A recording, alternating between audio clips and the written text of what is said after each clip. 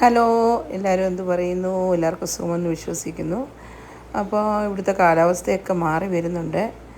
മാറി വരുന്നെങ്കിൽ വലിയ ചൂടൊന്നും ആയിട്ടില്ല. എങ്കിലും അപ്പോഴത്തേക്ക് തക്കാളിക്കൊക്കെ കരിഞ്ഞു തുടങ്ങിയിട്ടുണ്ട്. അപ്പം നമുക്ക് നമ്മുടെ ചെറിയ കൃഷി സ്ഥലത്ത് നിന്ന് നമുക്ക് കുറേയൊക്കെ പഴുത്തൊക്കെ നിൽപ്പുണ്ട്. അപ്പോൾ അതെല്ലാം ഒന്ന് നമുക്ക് മുറിച്ചെടുക്കാമെന്ന് വിചാരിച്ചു. അങ്ങനെ ഞാൻ കുറേ തക്കാളിക്ക പറിച്ചു. അപ്പോഴാണ് നമ്മുടെ ഉണ്ടമുളക് പഴുത്ത് നിൽക്കുന്നത് കണ്ടത്. അങ്ങനെ അത് പറിച്ചു. അപ്പോൾ നമ്മുടെ പച്ചമുളക് നമ്മൾ ആദ്യമായിട്ട് നട്ടതാണേ. അപ്പോൾ നട്ടതിനകത്തു നിന്ന് 2 ഓൾറെഡി പഴുത്ത് വന്നിട്ടുണ്ട്.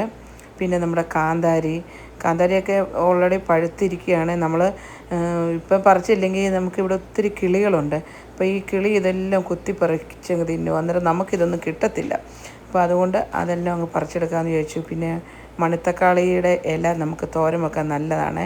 അപ്പം കുറച്ച് മണിത്തക്കാളിയുടെ ഇല കട്ട് ചെയ്ത് തോരൻ വെക്കാമെന്ന് വിചാരിച്ചു. അതിൻ്റെ കൂടെ നമ്മുടെ മുരിങ്ങ നല്ലവണ്ണം പൂത്ത് കായൊക്കെ പിടിച്ചിട്ടുണ്ട്.